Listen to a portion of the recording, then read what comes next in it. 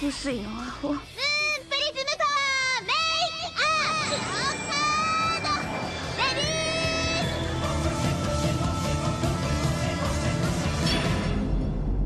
Welcome to Shojo Tell, where we discuss shoujo manga and tell who's hot and who's not, talk about themes, and just generally geek out. Today, September 9th, 2018, we'll be shoujo and telling about volumes 9 through 16 of Fruits Basket by Natsuki Takaya. I'm your host, Ashley McDonald, and I'm joined by Anime News Network editor Jacob Chapman. Welcome back, Jacob. Hey, folks. Good to be back. Yes, about your favorite series, Fruits Basket, as we established last time. Yes, my favorite manga. I'm going to talk about it for even more hours, which is just fine by me. Yes, so everybody who, if you only watch the anime of Fruits Basket, we're going to spoil lots of things, so, if you've only watched the anime... We are way past the anime by this point. Way past the anime. You need to read these volumes. I mean, I'm not going to tell you how to live your life, but, just right. more. It's going to be very confusing if you haven't, yeah. And again, you can get... The manga is back in print, thanks to Yen Press, so you can go buy all those. I checked them all out from the library. Libraries are cool. Go do that. I purchased every single one. They're on my shelf, next to the Tokyo Pop ones. Yeah. There's 2 shelves. If I had more shelves, I would definitely do that, but I do not, so... Well, I don't collect as much manga, so I have the privilege of overdoing it. Shelves, yeah. That's fair. And now, just to jog people's memories, in case you haven't read Fruits Basket in a hot second, Volume 9 starts with, a lot of short stories about Hanajima and Uotani meeting Kureno. It's basically combo cleaning up any backstories that we didn't get in the first arc or so, plus setting up arcs for the big summer vacation trip, which is a huge turning point in the story. So it's like combination, setup for what's to come, and also, well, we never really said what Hana's childhood was like, and everybody loves her, so here's what it was like, that kind of thing.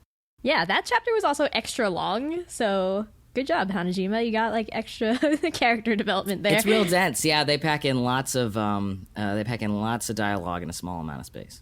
Yeah, and then this ends with Yuki and Machi are starting to become a thing. Yuki has declared to Akito that he's whatever.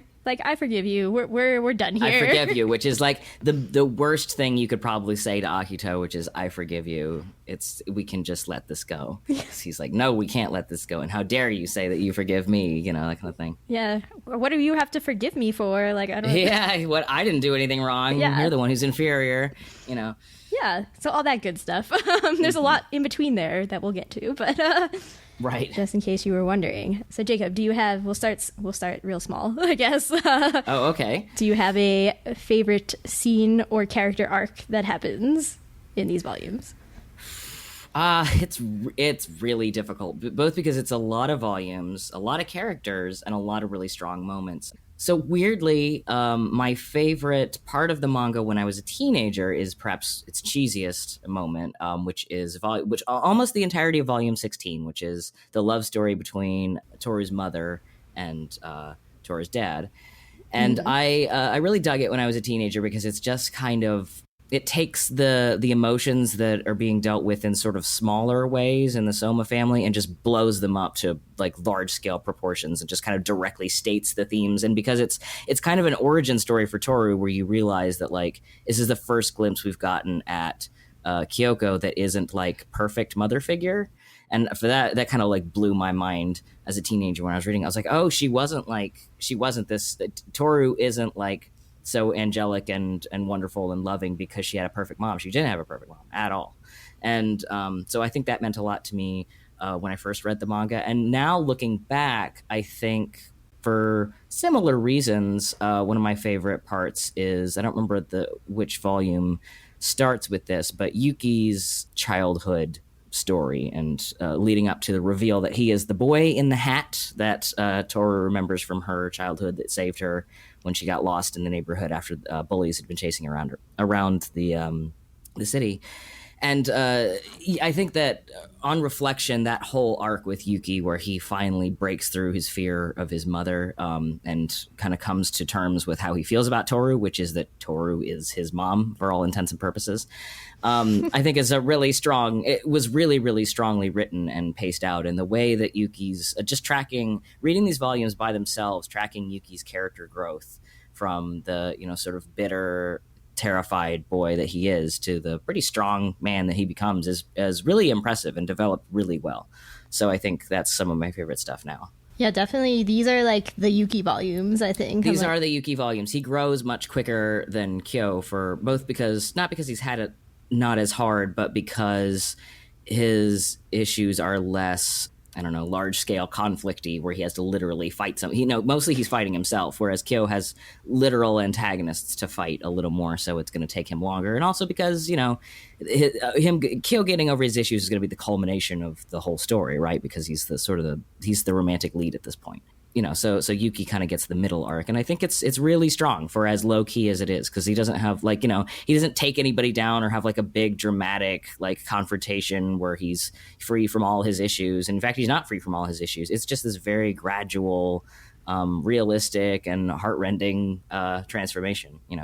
Oh yes, Yuki. We will rant about Yuki a lot in a second.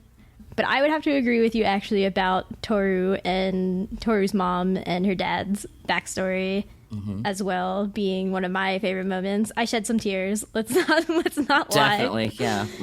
I think also because it made an impression on me being young, and I think now too, because it's also like their age gap. I think. Oh my God! So yeah, so that's the awkward thing, right? Is because Takaya has said so I really dig there's commentary in the margins of the manga that's I really dig May December romances. I'm sorry, there are going to be quite a few of them in my manga. I can't help it, and that's okay because I like May December romances as well. My husband is 10 years older than me. I get it. I understand.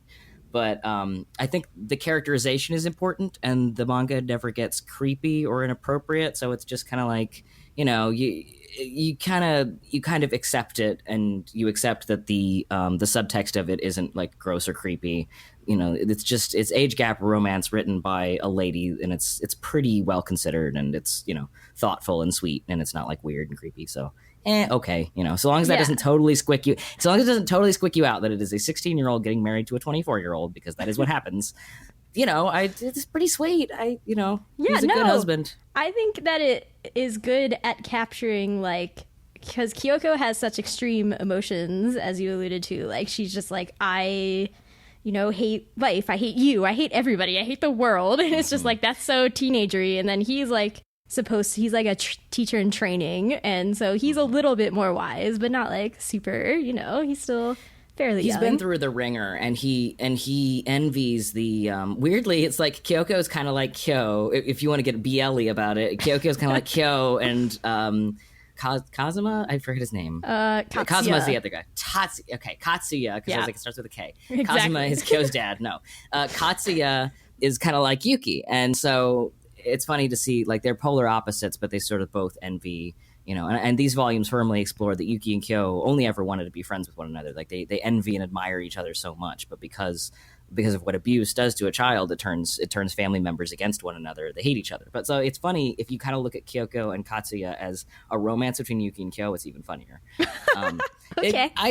Where's the lie? That's the personalities. So it's true. Yeah. So Katsuya is just don't worry, nobody's perfect. Having a baby is scary, but that's okay. So we'll just say sorry and stuff. And I'm aw, so cute. Yeah.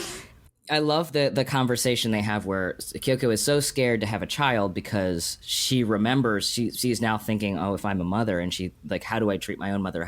What do I think of my own mother? And she hates her mom for good reason. Her mother's terrible. And she told her mother, I didn't want to be born. You didn't have to have me. I never asked you to have me, because she hated herself so much, because she hated being alive. And she's oh my God, what if I have a child that didn't want to be born? And, it's absolutely just heartbreaking. I want to swear it's heartbreaking. I want to use a bad word because it's that heartbreaking. Yeah. And Katsuya says, you've already completed the first step of seeing this child before it's even born as a human being that is separate from you. You're fine. And that is a huge thing for people who grew up in households, abusive households or difficult situations. Is the biggest, a lot of common factor is usually that the parents do not see the child as an agent on their own. They see them as an extension of their own life, and they try to control that extension rather than seeing them as a person with their own wants and needs and differences. So Katsuya tells her, hey, you made the first step, and beyond that, now that you see this child as a person, we're just going to do the best to raise it together. Unfortunately, that doesn't go the way that either of them hoped, but no, because he dies of something so normal like pneumonia, and I'm like, oh. Pneumonia, yeah. Well, and I think that's also, it's a little bit of a Japanese thing because of the work culture over there, where like a minor illness can really ramp up and you can die from overwork. And Katsuya was overworking himself because, like Yuki, he sort of keeps all his feelings to himself, and he's like, I'm fine and everything's okay. And he's, he overdid it, and it cost him his life. And, it's very sad. Oh, so sad. So many tears. At least these are rough volumes. And Takaya was going through, this was when she was reteaching herself how to draw because of the neurological problem she had that basically made her hands not work anymore. She goes into more detail in this in the collector's edition of Fruits Basket, but it's like, oh yeah, I literally had to have brain surgery to be able to draw again. She had to reteach herself how to draw. And a lot of that pain and that angst and that fear goes right into the story, and you can definitely feel it. Yeah, and I mean, you can see it in the art too, which he also comments on in the back pages, being like, this wasn't quite yet when I had learned how to draw correctly again. Yeah, she apologizes for it because I think it's beautiful, which is especially her staging, not even so much the illustrations of characters, which are also very pretty, but like, her sense of scale and proportion and everything like that, and knowing when to fill a frame and when to leave it empty. It's beautiful, but she like apologizes for it because it was a hard time. I know. Don't apologize. It was great. Takaya. It's beautiful. Yeah. I would say my other big favorite moment, or at least the one that made me cry, is the Momiji moment. When Tohru sneaks in to try to find Kureno, yes, that's the right K name. Sure. The K's get shuffled around a lot. Yeah. The K's are too much. But yeah, so she goes to try to find Kureno. She's like, he might know something about breaking the curse or whatever. And then she runs into Momiji. Oh no, she runs first into Momiji's sister, who does not know that he is her brother, Momo. Yeah. And she's like, I really like Momiji. He's playing the violin. I play the violin because of him, and I hope to play with him someday. And will you ask me if he'll be my big brother? And I'm just like, okay, that's sad. But then like Tohru crying for Momiji because he's just like so not over it, but just like, I've already shed all those tears. Like I've come to terms with it. And she's just like, no, it's too sad. I'm like, I'm so sad too, Tohru. Yeah, completely. And I think that that is another place where Takaya is like, I guess, deeper sadness than maybe she had when she first started the story kind of comes into play, because what Momiji is practicing to play is at the time is When You Wish Upon a Star.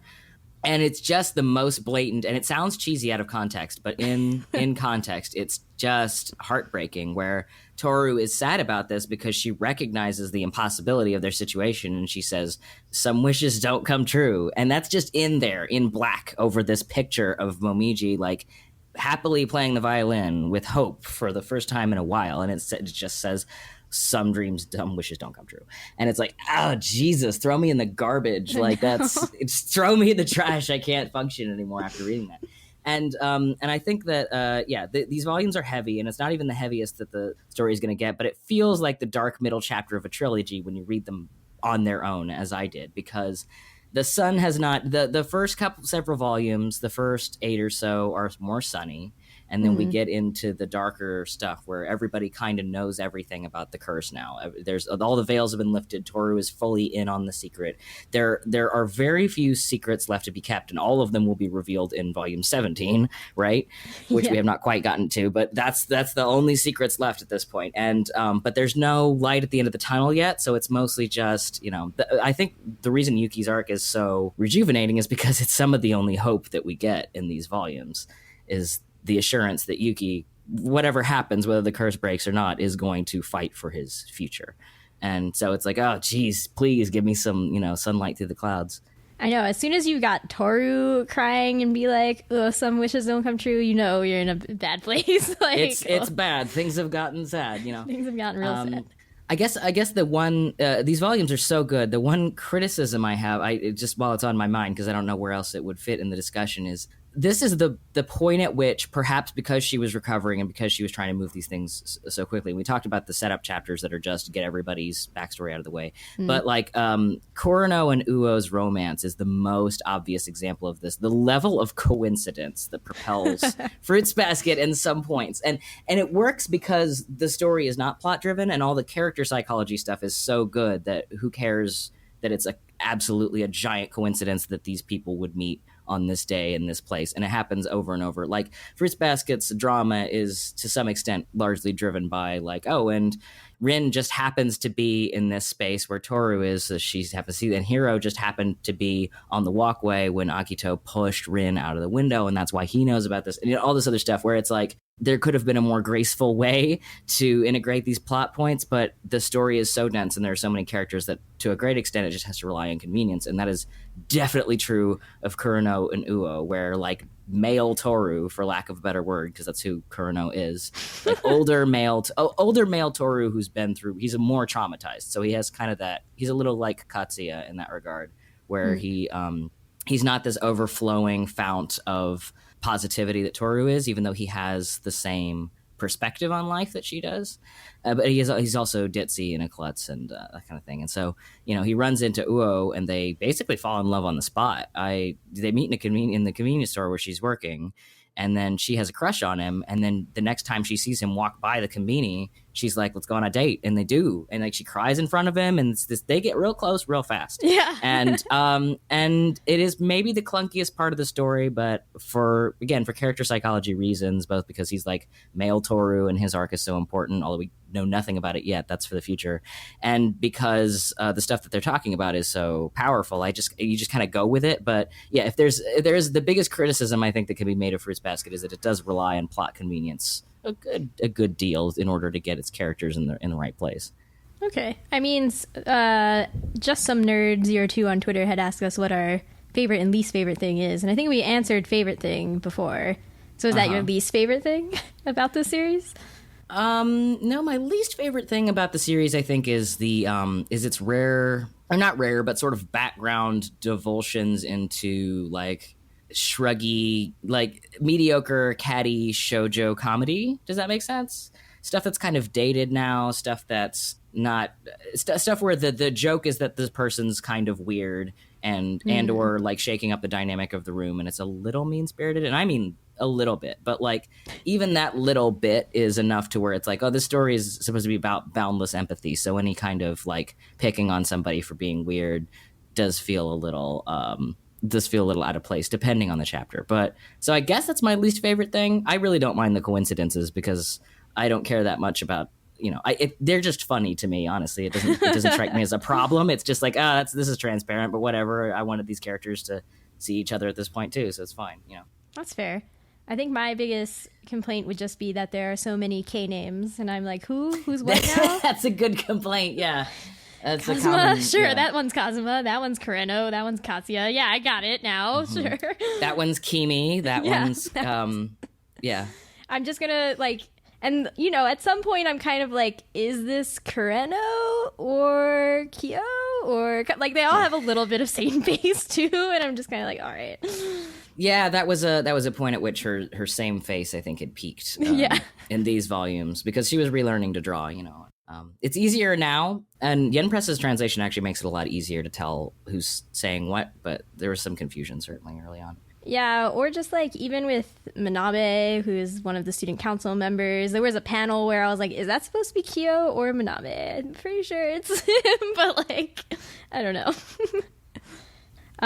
So at Hoodley on Twitter had asked us, which Sohma family member do you relate the most to? And I do remember this coming up when we were discussing favorites last time, because I believe you said your favorite was Shigure, but you related the most to Momiji. I mean, I think I idolized Momiji the most. Okay. I don't, in terms of relating, I can't pick one. It is a different character literally every time. I have felt a great I don't know, a great kinship with Ayame. I felt a great kinship with Yuki. I felt a great kinship with Kurano and Rin. And it really just depends on when I'm reading it and what the moment is. There are characters that I don't relate to more. I guess Kagura is a good example. But for the most part, I can't just pick one. That's really, really difficult. I would say in these volumes that Yuki's story at this point in my life spoke the most to me. But, that's hard to say. Okay. Well, for me, it's a little easier because I just love Kyo. I love everything about Kyo. I relate to Kyo. I relate to Kyo on a silly level of, like, I style myself as being a tsundere as well, which, leads to being like, I just have a defense mechanism where I'm cold to you in the beginning because I'm scared of you, and then maybe I say things that I didn't mean, but, like, sort of deal. And then you get in a martial arts fight with your cousin. Yeah, and then that's how my life is, yeah. Totally. But no, I think Kyo's struggle of also, like, meeting Yuki and being like, we have this whole legacy together. I'm inferior to you. That's what I've been told my whole life. And so, like, I hate you, even though I kind of want to be friends with you, like, whatever sort of deal. Like, and what he realizes now is that he's like, oh, I see now that, like, Yuki's life isn't perfect, and everybody who's going to this banquet, all these other Sohmas who are accepted, like, that doesn't mean that it's good. Maybe being accepted into this thing that I didn't fully understand is not, like, actually what I want in my life sort of deal. I really relate to that struggle with Kyo because I feel like I always played ice hockey with, like, dudes, and I was like, I just want to be accepted into this league, and now I play hockey with women. I'm like, this is much more chill and, like, not weird and crazy sort of deal. And I've had friends who I was always, like, a little bit slower than all my really smart friends. So I was like, I want to go to an Ivy League school. And literally one of my friends said to me, we're still friends, but, like, whatever, that's cool. She was like, you will never, like, get into an Ivy League school. And I did. And I was like, okay, cool. But, like, that's just like, oh, okay. Like, I did the thing. And then, like, it kind of made me unhappy when I went there. I was like, yeah, I feel out of my league and, like, I don't belong here. Like, that's basically what people told me, right? So it's kind of like this thing where you're like, oh, this game that I was playing and that I thought I wanted to be on an even playing field, once I realized that, like, I got into the game, you're like, oh, well, actually, maybe this isn't all it was cracked up to be. Like, maybe I should leave. Yeah, now. completely. And I think that, Kyo comes to, so I guess we should talk about the beach house, because the beach house is the crux of this. It is the turning point of this arc, I would say, of this. It's like the big midpoint change for the protagonist, for Tohru especially.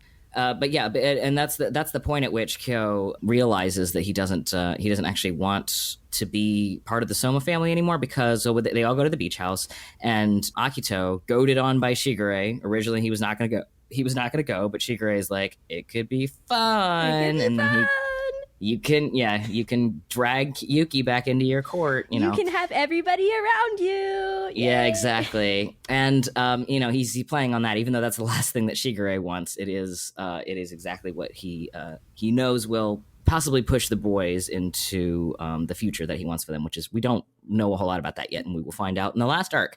But Akito comes out there, and because of the curse, everyone is compelled to see him. So even though they wanted to spend all this time with Tohru, she is by herself, sort of cooking dinner and waiting for them to come back for most of the days that they're at this, or most of the last half of the month that they're at this beach house. And and it's sad and everything, but Kyo is there, and this is the big mistake that Akito makes, is that he sticks to tradition and doesn't invite the cat. And Kyo's like, this is better. Just being here with you is much better. And I don't care about being excluded, because this is the only place I want to be. Of course, it's not long before Akito figures out that this is working against him, and does decide to hold an audience with Kyo, specifically to beat him down, which is and which leads to the biggest part of the summer camp arc, which is Kyo finally confesses his feelings for Tohru to the villain. Fruits Basket is really, really sad. And but we get that moment where he says, I love Tohru, but he has to take it back, of course, because Akito holds that above him, and he's like, I'm gonna use this to destroy both of you. He's like, you can't. You're both monsters. Like, you can't love each other. So it's a big moment for him, and it's also a big moment for the audience, realizing for the first time that he has a year left before the family is going to lock him away. in the cat's isolation chamber. Forever. Right, forever. And that's one of the most heartbreaking scenes. I mean, there's not one of the most, but there's a great / terrible line where after Tohru has learned all this stuff, she's learned what's going to happen to Kyo, what's going to happen to Yuki, what the curse really is, and she asks Kazuma how to break it, and he says, "I don't know." He doesn't say that, but his response is basically like, "If I knew, I would." Yeah, he's like, "What do you think I would do if I knew that, Tohru? Like, I would have done that by now." Yeah. But he explains to her, like, "I don't know, but I can tell you that this isn't a bluff, that all of this is definitely going to happen because," and this is the sad part, he says, "My grandfather is on the outside now for the first time because he's dead, because they won't bury him with the Sohma family. His freedom came in death. He was only released from the Sohma family by being buried in like a communal cemetery with like other normal people." And it was like, holy shit. So that's what awaits Kyo if they don't do something to break the curse, which Tohru determines after learning everything. So that's which is why the beach house is such a big deal, is that Yuki confesses his feelings privately. Kyo confesses them, unfortunately, in front of Akito. And Tohru learns that Akito is the god of the zodiac, the leader, basically, and that all of this terrible shit is going to happen in a year if they can't figure out some way to break the curse. So she's... yeah, it's a lot, and it's really emphasizing that we've like crossed a threshold now where it's not really like a fun, cute, happy sitcom anymore. This is do or die for these people. So they kind of they at this point have to love each other enough to make it through something really intense that's coming. So it's about that. It's about how scary it is to trust somebody so completely and to love them enough to make it through something hard like that. Yeah. Well, for me also, like, Kyo's struggle versus Yuki's struggle is interesting because we can rant about Yuki now. Sure, why not? Yuki like was always like, I want a mother, and sure, he found it somewhere that is not in his own mother. It's in Tohru, but like he never really let go of that thing that he always wanted. He just found it in Tohru instead of his own mom. And it's not possible, I don't think, to let it go if you don't have if you grow up without a loving family. I think that's always going to sort of happen, is you find yourself attaching those feelings to other people in weird ways, and you kind of have to, like, for your own mental health, recognize that these might be weird feelings, and then, like, you know, deal with them in some way. I think it's really admirable how Yuki comes to terms with all that stuff, because it's really difficult. Yeah, he's just like, oh, I still want to be playing, like. He doesn't want to break the confines of the game that he was trying to get into. He's just like, I'm just going to bend the rules of this game so that it fits what I want in life. Uh-huh. And I know that you had been perhaps one of the few people you mentioned in the last podcast to be like, I don't think Yuki is crushing on Tohru. I think that he wants a mother figure. And people were like, that's weird and crazy. Do you want to elaborate on that in any way? I mean, I don't think there's a whole lot to elaborate on, except to say that I don't know why I saw it coming. I think weirdly, as a younger teen, I don't think I would have told you that I related to Yuki at all. But I definitely understood Yuki on a deeper level than I was aware of at the time. And but Yuki kind of explains himself, fortunately. He explains that, like, I can't see Tohru that way because she's so high above me, as the song from the 90s. Yeah. If you remember, high above me, she's so lovely. Yeah, that one. Yeah, I think there's probably several million Fruits Basket AMVs to that song, actually, because because the tone is both very Fruits Basket, and it is how Yuki saw Tohru, and he acknowledges that in front of Kagura of all people. But I think it is funny that Kagura is like half Kyo, half IMA, because it is like these connections that would have been really valuable in Yuki's life if they had not been within his family and therefore enemies because of how the curse works. But he's able to confess those feelings to Kagura, but he says, like, of course I'm not satisfied with that. Like, it is miserably lonely to feel this way and to feel like nobody would understand it. And it's to Kakuru's credit that he listens and hears him out. And he teases him a little bit, but like he accepts that about Yuki, because I'm not sure anybody else know. Well, I mean, maybe later in the story other people will learn about it, but for the time being, certainly nobody else knows about how Yuki feels toward Tohru, and I think probably he would get bullied or treated very poorly because of it, especially if Akito found out.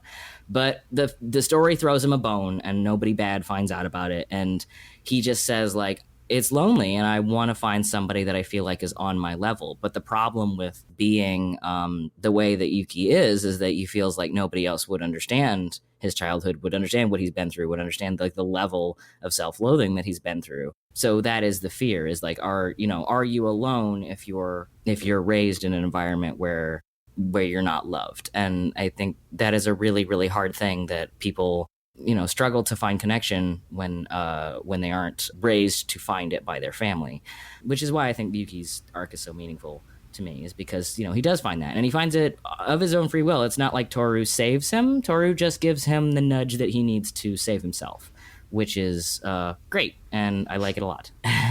Yeah, Toru's just being Tohru, like kind little Tohru. I really love knowing that Yuki was looking for a mom in Tohru the whole time. Like, you can definitely read into scenes. You're like, all right, yeah, I see it now. I don't know. Like, when they're at the beach house, Toru's conflict is that she's like, oh, I've been talking about my mom, but now I feel insensitive having done that because they all have terrible moms, and my mom was like, right. I really love my mom. My mom was great, or whatever.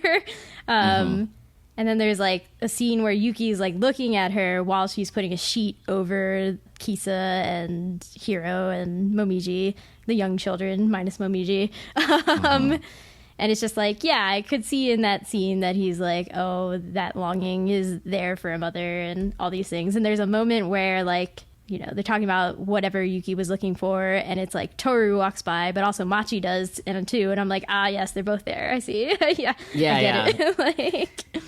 And that's and thinking back to older volumes as well, the moment where Kisa stays with Tohru for the first time because her mother is having a little bit of a meltdown, and she sleeps on her lap, and Yuki sleeps on Toru's shoulder, and it's like clearly in that moment he wants to be the child in Toru's lap, and it's like, oh geez, that's rough. That's rough. It's rough, man. And so yeah, it's very, very carefully and thoughtfully written, rather than being like and it's not played for like shock value or to be weird or anything like that. It's just it's a complex and heartfelt relationship. Yeah, and Yuki even acknowledges how weird it is, because he's like, I knew that other people would think it was weird, so I tried to like pretend like I was in love with her, basically. Yeah, he's like, I tried to act like a man around her. I tried to be like, but it's just not happening. The chemistry is just not there. He's like, compared to Kyo, like, no, that's not. And he's like, and I don't even want to be compared to Kyo. I think that's what makes him start crying. He's like, I don't want to be compared to this other guy. Like, I'm competing for this girl. I just want my feelings to be acceptable, and to find to eventually find love like on an equal footing with someone else. Yeah, and so this is like, these volumes literally pass the princely torch that Yuki had been carrying to his fan club, to everybody at the school, to possibly, people who wanted Yuki and Tohru to be a thing. Yeah. It's like, well, Kyo is literally the prince now. Kyo is literally the prince, to the extent that they, the class play casts him as the prince. Yeah. And Yuki's the fairy godmother, which is great. And the class play is the peak, I think, of Fruits Basket's comedy. That is the funniest in all this sad stuff that happens. The funniest thing in the entire manga is Sorta Cinderella, or Cinderella-ish, depending on which translation you go with. I see. Like, I don't know. I thought it was really funny. What did you think of the school play? I thought it was pretty funny. I was like, wait, how quickly did this person rewrite Cinderella? And then, like, you don't even get the real thing that she wrote. You don't get whatever she wrote. Exactly. It's just them, like, making up stuff as they go along on stage. And you're like, all right, y'all just didn't try. Like, did you rehearse? Like, I don't think you did. I think you just went up there and said some stuff. And it gives great moments also because Momiji is filming it, and it gives great outdated like DVD comedy. He's filming it on a DVD-R camcorder from 2001 or whatever. And they're all like, "What's a DVD?" Like, it's fantastic. And the thing I really love about it is it brings all of the Sohmas, or all the non-villainous Sohmas together for something that is not related to the family. Which is neat, that they're all at this thing together, and sort of like their feelings are spilling out in a like comedic and fun way, but it's also meaningful to the story. Like Uo is obviously tortured over her feelings for Kurano, and that bleeds into her role. And, you know, Kyo's fears about losing Tohru bleed over in his role, but it's all kept light. So, you know, it's still stuff that's important and meaningful to the story, but you can laugh at it. Toru's feelings for Kyo also bleed over into that play. Definitely. And he's like, no, that can't be real. Like, nah. No, that is the moment. Yeah, that's the most not the most significant, but one of the most significant parts of the play is like, for the first time, he senses like, no, does she like me back? No, that can't be. I know. I'm like, oh, Kyo is at least perceptive enough to be like, oh yeah, Tohru actually has a crush on me, and I still don't know that Tohru is like gets that Kyo has a crush on her, but whatever. I don't think that Tohru has any idea that Kyo is in love with her, but Kyo is beginning to get the inkling that Tohru likes him, and he's like, what do I do with this? Because he's like, I have one. He has already. He can't go through two emotional processes at once. When he was at the beach house, he went through this very difficult emotional process of, I have 1 year to spend with this person, and I'm going to make the most out of that year. And now he is having to go through this separate thing of, what if they like me back and they want to fight for us? And that's. He can't deal with both of those at once. It's got to be one or the other. It's going to drive him nuts, right? Yeah. So, you know, it's, you know, he's having mental a lot of breakdowns complex now. feelings. Yeah. He's Well, having everybody nightmares. is. Everybody's having mental, and so is Tohru. And I guess so Elephant in the Room. These are also the volumes that, if you're only familiar with the anime, that address that Tohru is not perfect, and in fact, her selflessness can be a weakness, can be a problem for her. I think this is the first time that the story really, really addresses that. And once again, it's at the beach house, because everything happens at the beach house. It's 2 full volumes.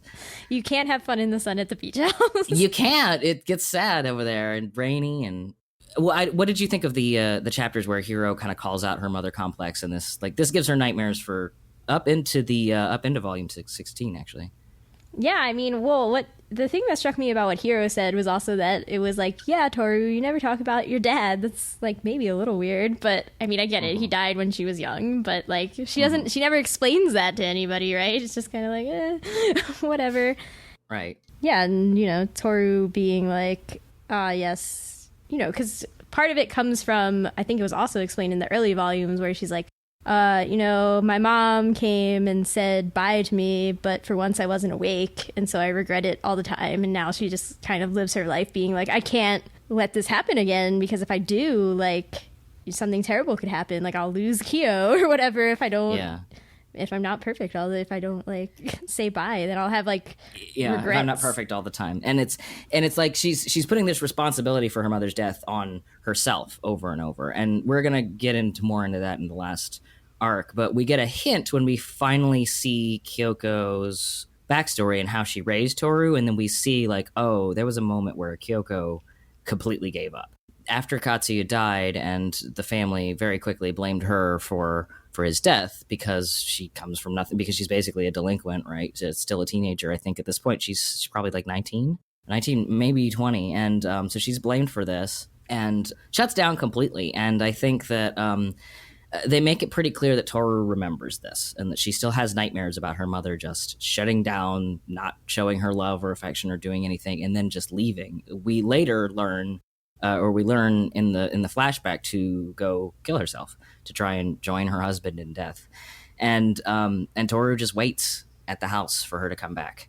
And that's something that is not as clear in the English translation, and I don't want to get too into it because it's more important to the last arc. But when Kyoko comes home, there is a consequence to what she has done, because Tohru greets her not with like, you know, normal cute Tohru baby talk for a 3-year-old, but Tohru attempts to say welcome back in a very polite way that mirrors how Katsuya spoke, extremely politely. And we know, and this is our first hint that like, oh, because throughout the rest of the manga, Tohru speaks really, really politely, like even from the very beginning. And that's sort of the joke, is that she's like the most sweet and polite person ever. And then we see the origin of that, and it's like, oh no, you know, this isn't necessarily coming from a genuine place. This is coming from a place of desperate desire to be liked, to be accepted, and to not be abandoned. And it's like, it's hard, because it's like, oh, wait a minute. So this thing that we thought all the time was easy for her was not easy for her. As like Kisa tells Hiro when Hiro makes fun of her for having a mom complex. And then he says, what? She didn't seem bothered by it, because she doesn't. And then Key says, well, how do you know? You don't know what she's really feeling. You just know what she showed you, and which is true, because beyond the summer vacation into future volumes, all the way up into 16, and we're going to find out into the rest of the manga, this haunts Tohru, that she's worried that if she wasn't good enough, and that's why her mother isn't here, and that she is really, really nice and polite and accepting and loving to everyone because she's terrified of being alone. And this is going to have negative consequences, because you can't, it's kind of like the foolish traveler. You can only do this so long before every single piece of your body gets pulled away by people who are trying to take advantage of your boundless kindness and desire to be loved. So it's, we get more into it in the last arc, but I thought it was a really, really important point to note, because it's the first time that the manga really reveals this about Tohru.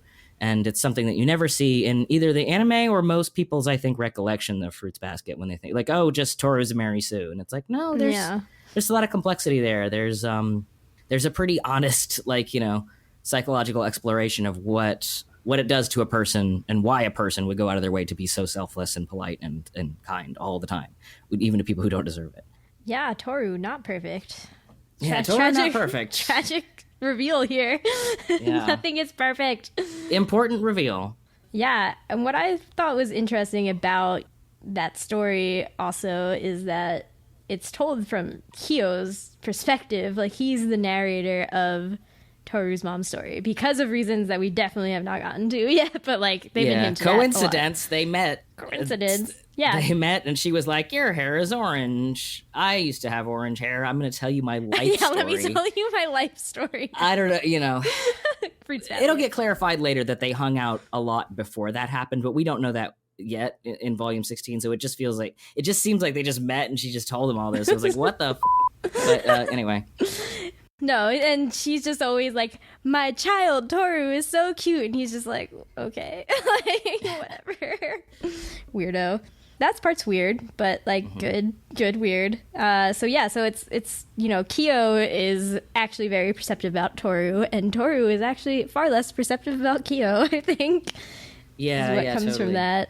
Because he also must realize, he's like, I know secrets about Tohru's mom, y'all. Let me tell you. Yeah, well, and he has no desire to share them for reasons that have not yet been revealed, but seem pretty morbid. It seems like, straight up, for some reason, Kyo was present when Tohru's mom died, which is, it's like, what? But, what? I guess we're going to find Fruits out more Basket. about that in the future. Yeah, what? Fruits Basket? So, I love the hat part too, because I was like, I remember, okay, yeah, Yuki is the boy, but it was Kyo's hat.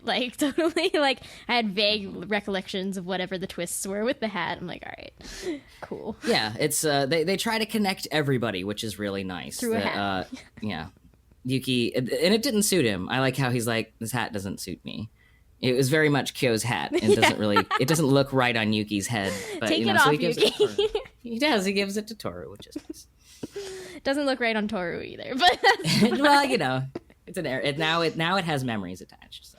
Yeah, and then I guess going back, there are two threads I want to explore here, which is more Yuki and student council things, but also I think since we have sunken the ship that is Yuki and Tohru, we should acknowledge that Kagura and Kyo has also died as a ship.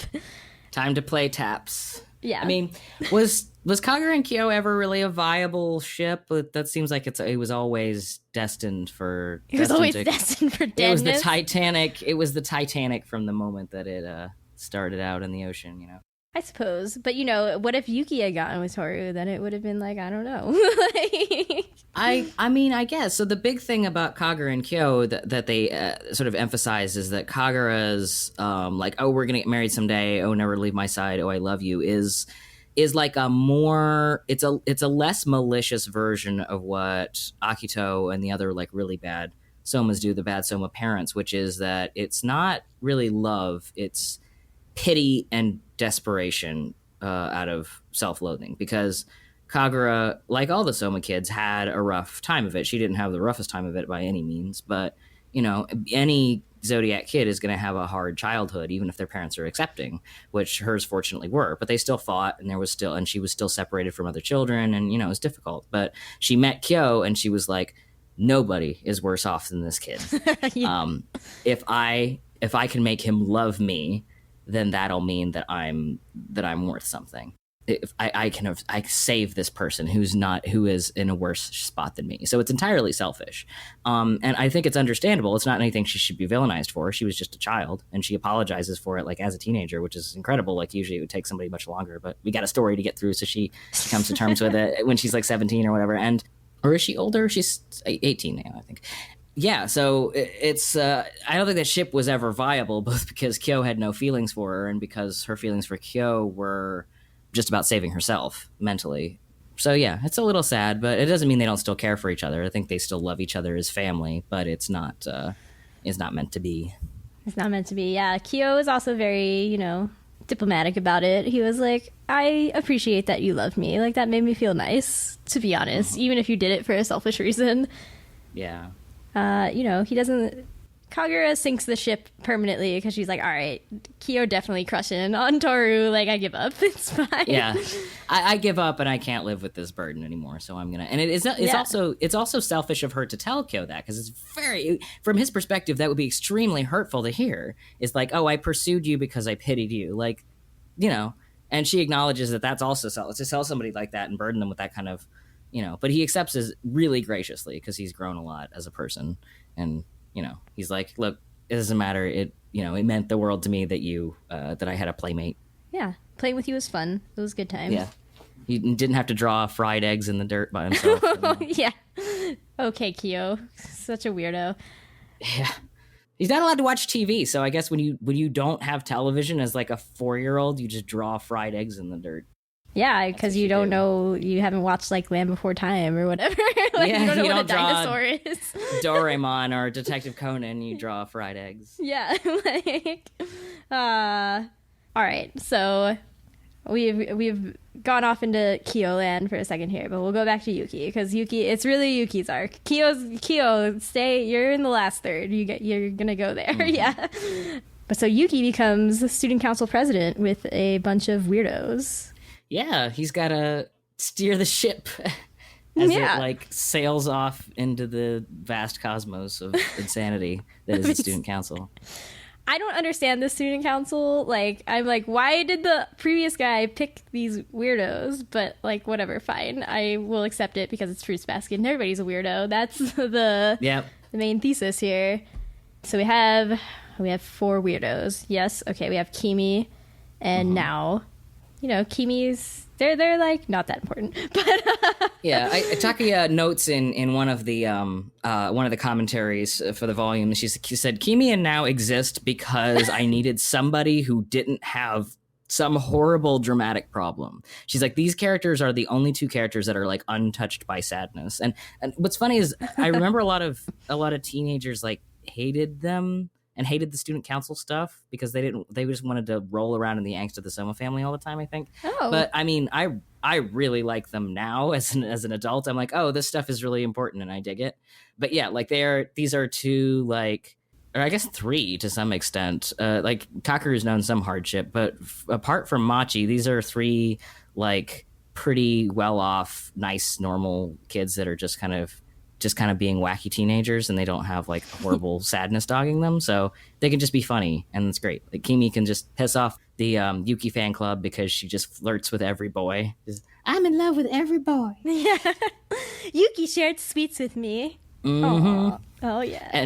And Now is the straight man. He just takes he's like really serious 15-year-old, and he doesn't like people making jokes, and he's just there to be mad that everybody makes jokes. And Kakeru is there to be Yuki's first like non-Sohma, non-secret related friend, and then Machi is there for other reasons. Let's say. Other reasons. Yeah, I think you need these characters to like. I don't want to say balance, but like there needs to be some normal levity in Fruits Basket. I feel it can't just all be Sohma drama. It's like, yeah, other people have drama too outside of these weirdos who transform into animals, and they have to interact with those weirdos who don't transform into animals. Like, need those people. Yeah, and it's also important for Yuki to have like, if this whole arc is about him starting his own future and living outside the Sohma family, then he's like developing leadership skills and like developing social skills, because that's the thing he just did not have, was like actual interpersonal social skills and allowing himself to be open and all that other stuff. So now he has these weirdos that he kind of has to do this with, because he has to work with them to organize stuff for the school. Like, you know, Japanese student councils, they actually do work and like that. It's not like it's not the completely superficial, pointless thing that it is in America. You know, so he basically is starting his life. He's starting in a leadership position at his school, and he has to he has to learn some skills. And so they sort of, they're important for that reason, because it's like, this is Yuki living his life for the first time. Because it's great, being with Tohru was helpful and it helped him learn a lot of things, but that was like a process of him having a mom for the first time and like being raised and nurtured, and now he's got to fly free, little bird, and meet other people. Yeah, meet his actual crush, Machi. Exactly, yeah. Mm-hmm. Meet his who doesn't friend. think he's a prince. Yeah, gasp. Doesn't think he's a prince. She sees the real Yuki, not a she prince. She sees the real him. It's cheesy, but it's great. No, it's awesome. It's fantastic. Yeah, and he has his best friend, who is his brother and Kyo, mashed together, and he's like, oh, this is how it could have been. Like, whatever, cool. I'll be the Red Ranger for you, you weirdo. Like, it is really sweet.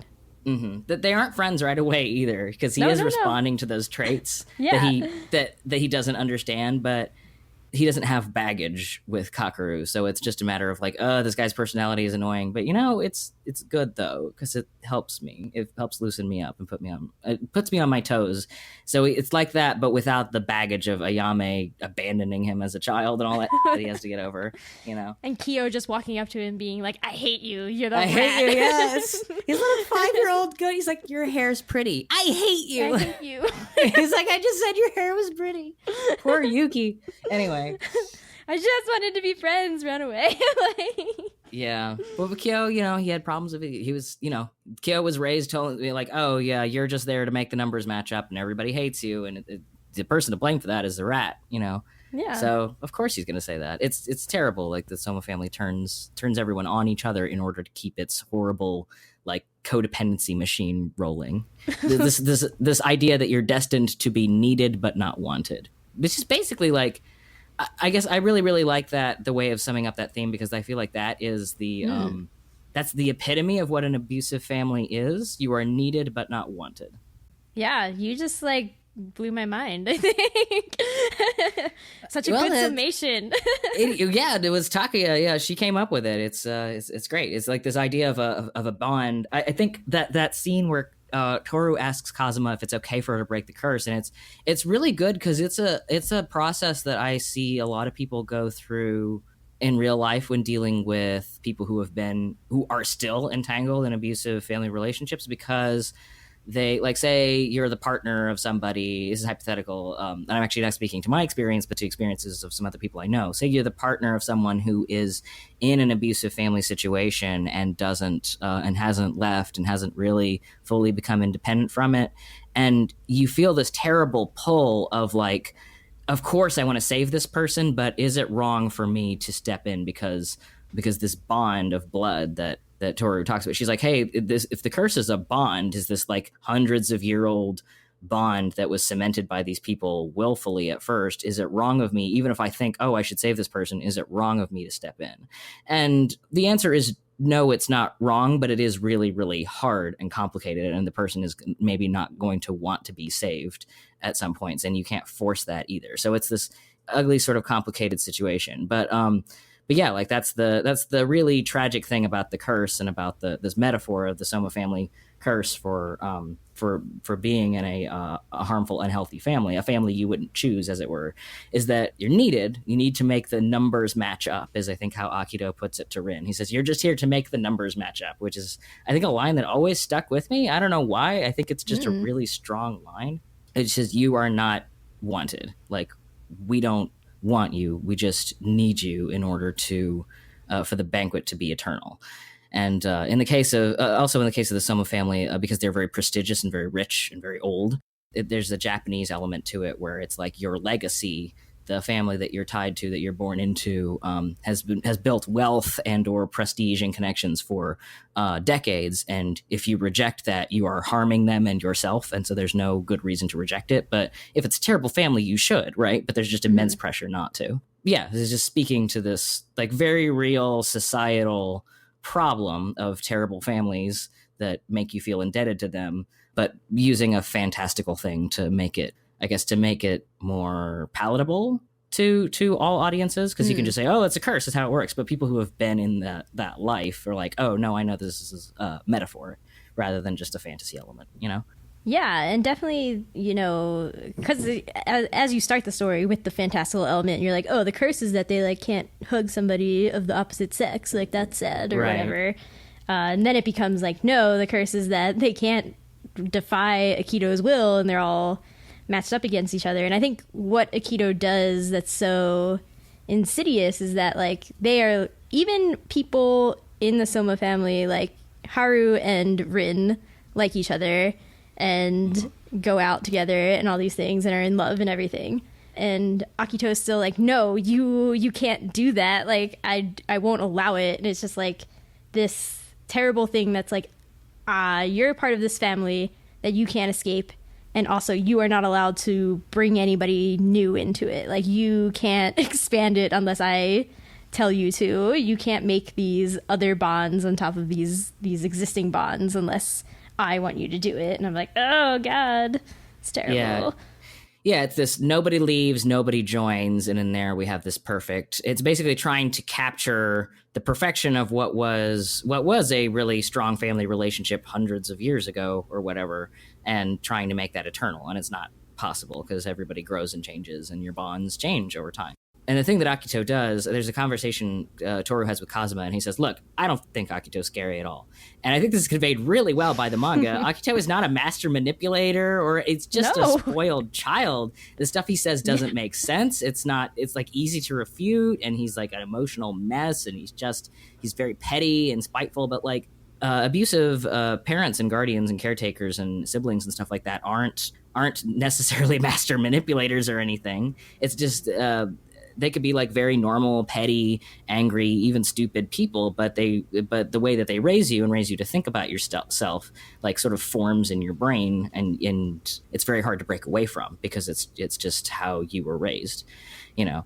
And when Akito says something like, you know, nobody can leave, nobody can be added, this is eternal, what he's really saying is like, nobody else will love you, only I am allowed to love you. Everyone else hates you. And it would be bad enough if that was the outside world. But Akito, because Akito is a special case in terms of gods for reasons that we won't find out until later, this is apparently one of the darkest times in the family in terms of the bond. Because not only is Akito like, only we love each other and nobody else will love you, it's only I love each one of you and you aren't allowed to love each other, right? So it's like an extra level of everyone hates you, even the other animals hate you. Only God can love like each individual animal in their own way, which is, you know, horrifying and terrible and obviously a huge freaking lie. Yeah, because looking at there's like the picture of here's the circle of the bonds at the beach house when she's like talking, or like when she's talking to Kazuma or something at some point, and it's like, yeah, okay, so why can't they love each other within that circle? Like, that seems like it should be allowed. There would be a whole like, well, incest is still bad and inbreeds, like all these things, but it's just like, yeah, no, Akito's just crazy and gets to be in this god role and has the position of power. It's scary to think that he has the position of power. Like when they're younger, we get those flashbacks of Yuki and them at the banquet, and when Kyo like yells, I hate you or whatever. It's scary to be like, oh, Akito wielded all that power as a child too, like as a little 4-year-old. Yeah, as a 4-year-old. Like, no wonder this didn't turn out well.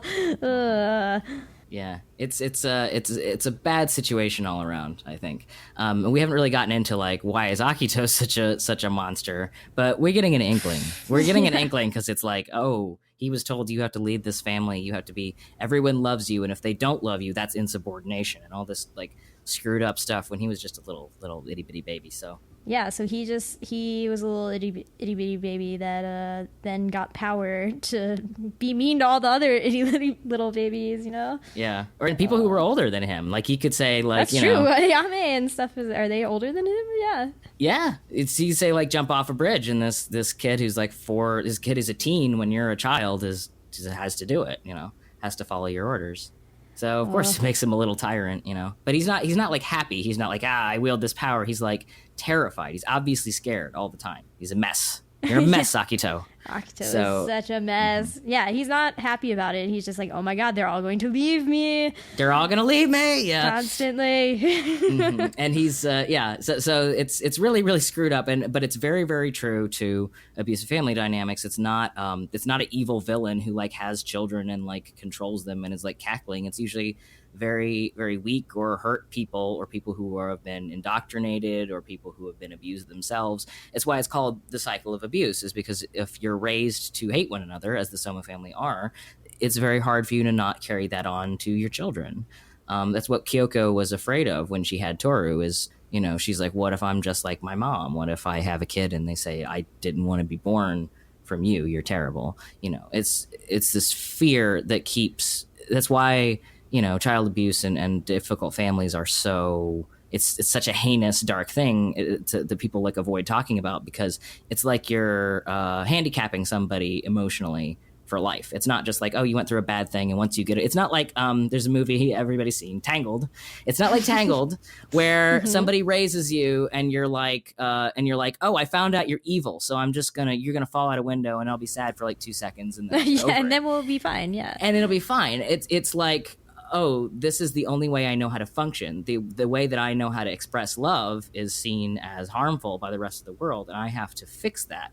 And I have to fix that, and I can't. The big scene at the end of Volume 16 is where Yuki goes to Akito to say, I forgive you, and also says, like, I can't blame you for all of my problems. And yeah, I kind of disagree. I think he can blame Akito for like a lot of his problems, but most of them, yeah. Yeah, but the point that is being made, and the thing that's so strong, isn't that like he's not blaming Akito enough. It's that he's saying like, what you gave me, I'm gonna live with, and I have to fix, and I can't be like, oh, I'm just this way because I was raised by a monster. You can't do that. You have to be like, I'm this way because I was raised by a monster, but I have to own that and change it myself, and I have to be strong enough to say like, well, this is my problem now because I'm an adult, and Yuki's on the crazy. Yuki's still a child and he's dealing with this. It's amazing how quickly it does feel like Takaya, who is an adult, is writing the stuff that she understands at her age into the mind of a 17-year-old. But I'll take it because it's very meaningful. It's fine. Yeah. Yeah, because the thing is, like, now Yuki and Kyo, I think that's also why I relate to Kyo, is that he and I have this like abrasive sort of thing that also did wear off on me in college. Once I like I used to go around and just like hit people, like punch them and be like, that's cute, like we're like bros, right? Like that's how you express love. And then people in college were like, why are you hitting me? This hurts. And so like, I stopped hitting them because I'm like, okay, yeah, that's not like a thing that you should do to people. So at some point you have to be like, they got Tohru, she shows them some things, but then there has to be some personal responsibility. Like I could have kept hitting them, I guess. Yeah, I'd be like, sorry, it's just how I was raised. Yeah, that's just how I was raised. That's just how I was taught in hockey. That's like what bros do. And I'm like, no, like, okay, I'll just stop hitting people. It didn't happen immediately, like, but over several years, I was like, all right, now I don't hit people anymore. That's nice. Like, yeah, great. And it's funny thinking about that. Like, I do relate to Yuki.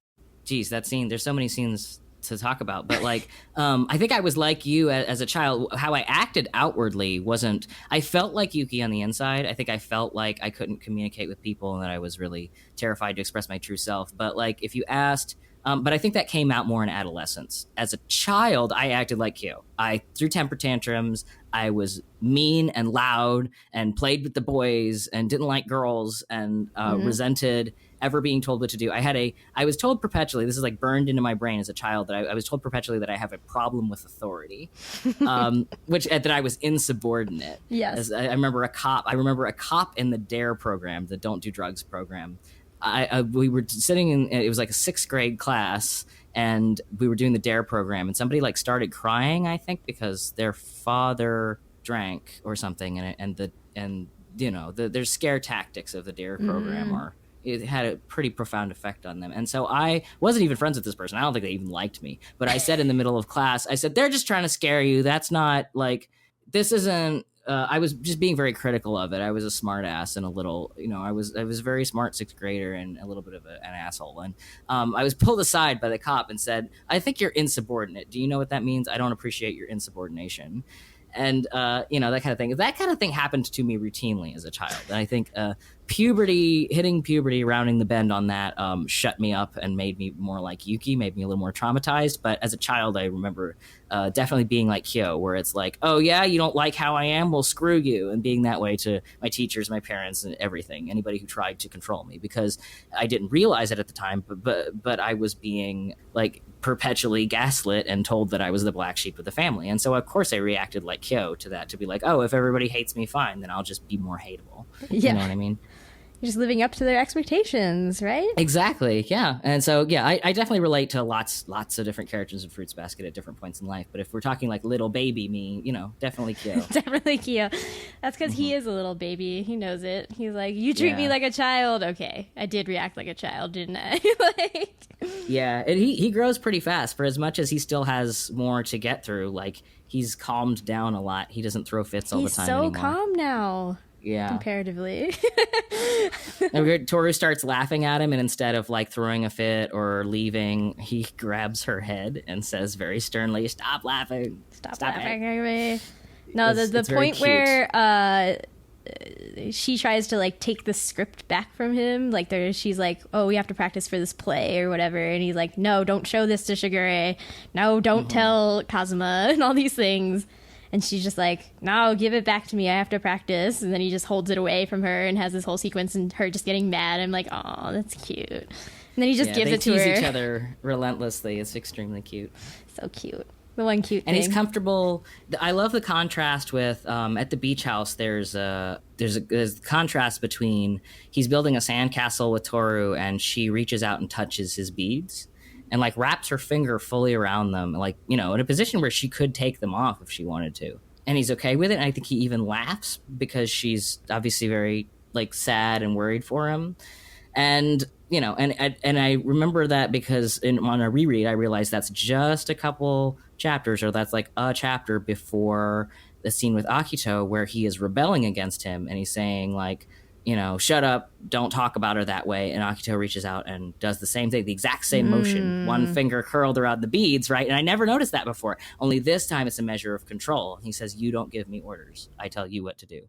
And it's like this giant gap between trust and control in the same motion. And I was like, oh, Taki is like a fantastic writer, Yes. It's real good, So yeah. Lots of stuff going on. Going back to sandcastles, I have been reading a book about sand, so I have sand on my mind a lot right now. But it's coarse and it's rough and it gets everywhere, or so I've heard. Yeah, but this book is particularly about how everything in the world is actually made out of sand, which you don't really think about. It's the third most naturally used resource, besides like air and water, I think. Yeah, because everything is built out of it. But then I'm like, yeah, that sandcastle is like supposed to be a castle, and they keep joking that it doesn't look like a castle and it's not grand enough and all of these things, and then it just gets washed away by a wave, and I'm like, yep, that's a metaphor for Fruits Basket right here.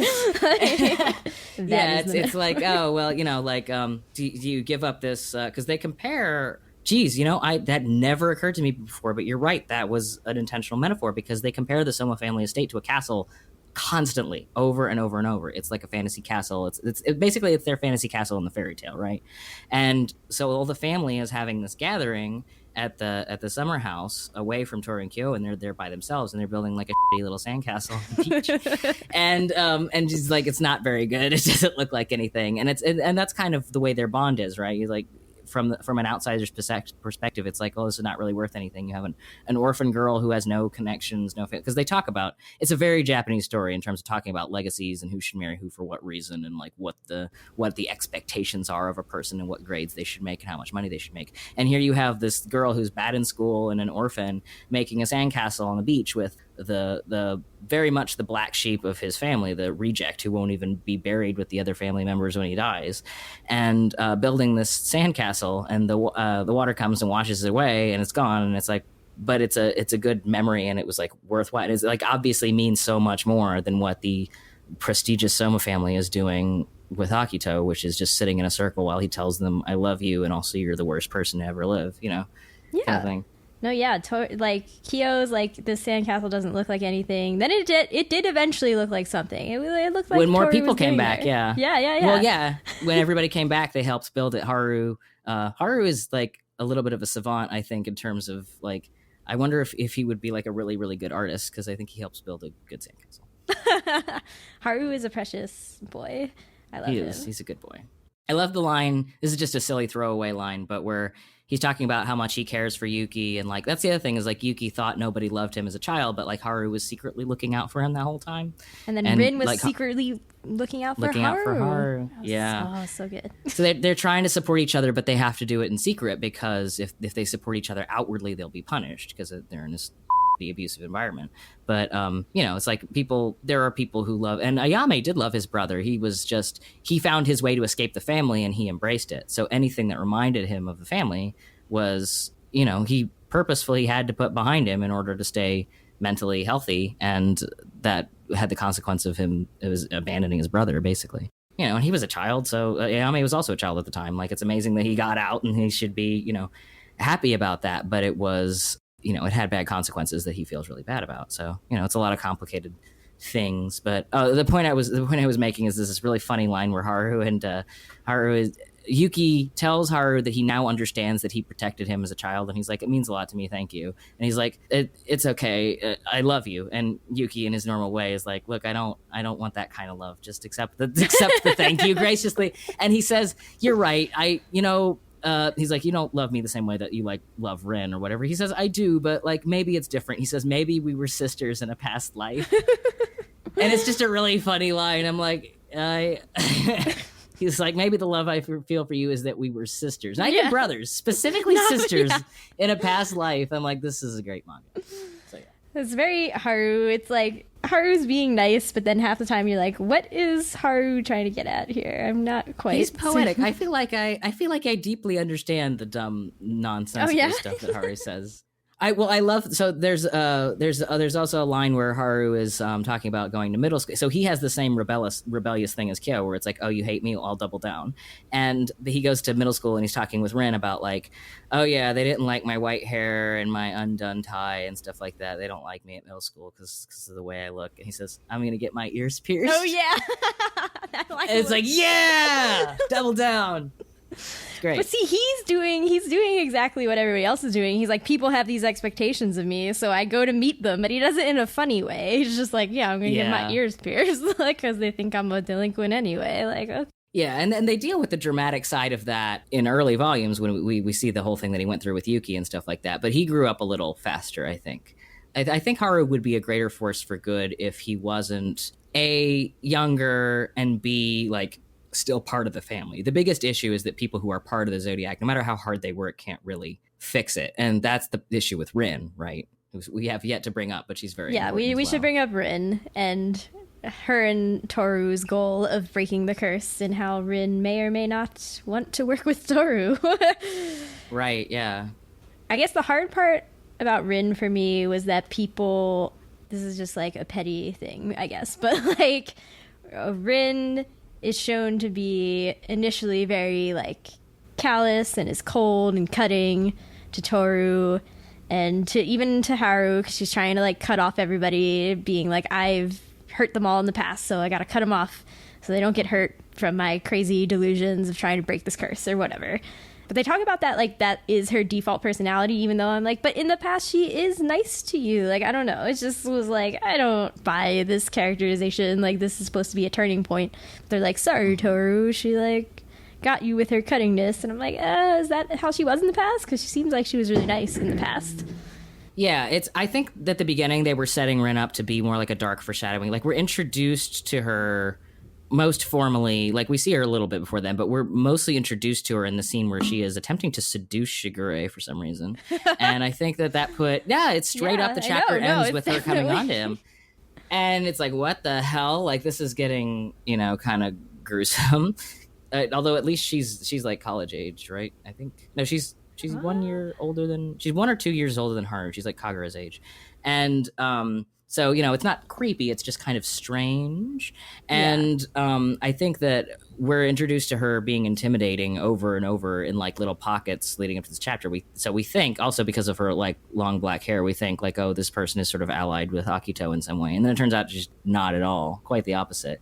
It's just that she's trying to break the curse on her own without getting anyone involved because she doesn't want them to be hurt. And I think I definitely relate to Rin in the whole like, I'm determined to get things done, but if anybody like got too close to me, they would hate me or get hurt. So I'm going to do it by myself, and overextending themselves to the point where you get sick, where you cause people trouble, and that makes you feel even worse because you're like, no, I wasn't trying to rely on anybody. I have to leave, And it works really well with her animal too, because she's got like the flighty horse thing where she's like really, she's touchy and she's quick and elegant and like moves very, very quickly out of situations where she feels like people are getting too close. So she's like a wild stallion or something. Yeah. And it's an evocative image. Mm-hmm. I think she'd kick your head off, which is not great. I think it's a less, in terms of, just because the cast is so big and so complex, I think Rin is less unique than a lot of other characters. I feel like you've seen types of characters like Rin in more stories. Does that make sense? She's a little more of an archetype, but she's a very striking image because of her her hair and her clothes and just the way that she's framed a lot of the time. Yeah, and I like her with Haru. They make a good couple. They look like badass couple, even though they're actually very silly. Also, they're one of the few characters who actually bone in the story, because it's not somebody's getting some action. I guess that is very like that's pretty explicit. That normally doesn't go there. Yep, it's beasts of burden action. Yeah, I mean, Rin is interesting. She also like, I don't know. I guess, again, it was just always me being like, what is Rin's defaults? Because we were introduced to her in such like piecemeal ways. And like when she was getting sick, I was like, is this normal Rin? Okay, yes, it is normal Rin, and all these things. Well, you see her as like a little bitty girl. Like before it started out, you get the impression that she was very feminine and like shy. And she just seems like a really demure girly girl, I guess. But the problem with trying to say who's the real Rin is that she was so deeply devastated by her parents at such a young age that it's really, really hard that the real her got buried.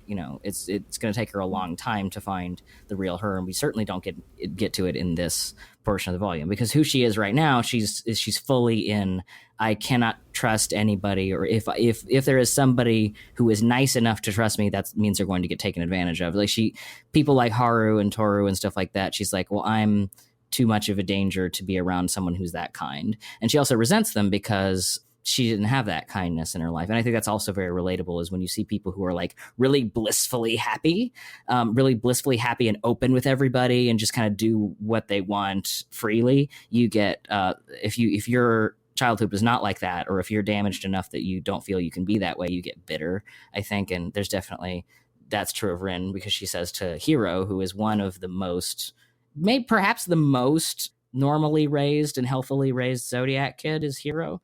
And she tells him, I'm trying to think if there's someone more than that, but I think it's Hiro and like Kagura, right? Yeah. And she tells him, like, he shows concern for her. He's like, are you okay? Because you fell out a window, Yeah. And she's like, don't ask about that. Like, she's like, well, and her rebuke to that is like, go spend some time with your loving mother and your little girlfriend, like, Yeah, like she can't be bothered to explain it because he wouldn't understand how deep that went because he's so perfect or whatever. Yeah, and it's a little like, oh, cry me a river. Like it's something that I think back in the 2000s we made fun of for being emo. And I remember a lot of fans of Fruits Basket not liking Rin because they thought she was so emo or whatever, and also misogyny. There's a lot of internalized misogyny in teen girls reading that, and they're like, ugh, that girl, And but it's perfectly understandable that like someone in her position would be like, don't talk to me. You don't, you have a happy life. Don't get involved with me. I can't imagine that kind of situation. And so it's hurtful for you to express concern for me when you have a supportive life and supportive people in your life, and I do not, that kind of thing. But as she finds out, like, there are supportive people in your life. You're just not capable of recognizing it because you have so much damage. Like, Haru and Tohru and even Shigure to some extent are there for her. So Shigure doesn't take advantage of her, and he does try to help her insofar as he says, I don't know anything, but I encourage you to find out, for my benefit. Yeah, he's like, I'm being straight up with you. Like, I'm a selfish person. I don't have the courage to like really go explore what will break the curse, I guess. But I really look forward to benefiting from when you do. It's like, all right. Yeah, exactly. Yeah. and he's great, like, thankfully not like, because you look at Rin and is like, that he would be like, all right, I guess I won't turn this down. But he does, because he's not a complete monster. He's like, we're not sleeping together. you go do your thing, Yeah. And I guess I do appreciate Rin's like wariness of kind people in a way that's even just like, I just feel so bad for the kind people because the world is going to tear them down and I can't protect them, because there is a lot of plot points about like, what does it mean to protect somebody and all these things, and how do you have the courage and the strength to protect anybody in this cruel world when you always need somebody as well. Like, how can you protect somebody if you can't like stand up by yourself? The answer is not pushing people away. The answer is never, actually, in Fruits Basket, is the answer to protecting someone to push them away. Sometimes it is to listen to their feelings and give them space, but not what Rin and Kyo and so many other characters do. The answer is not to go, I can do this on my own, and like they'll appreciate it in the future that I protected them by putting them at a distance. Like, that's never the answer. That never works out well. Never a good idea. It's always like, for the time you have, spend it with the people that you love. I think, which is something that the Fruits Basket emphasizes over and over. It's like, it's not about needing somebody. It's about wanting to spend the time that you have with the people that you love, regardless of whether or not you think you're being a burden on them or whatever. If it's real love, and you're listening to their needs, then you're not being a burden by opening up to somebody or asking for trust or anything like that.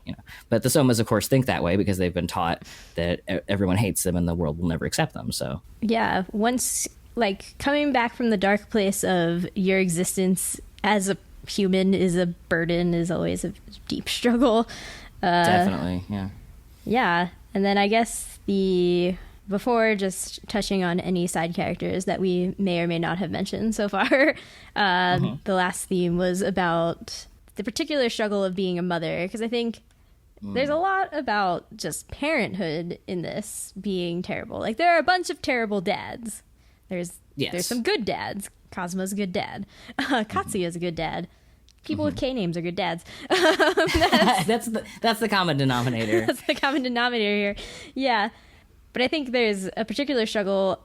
I think it strikes me because there are fewer female members of the Zodiac. Yes, and 3. Yes, there are 3.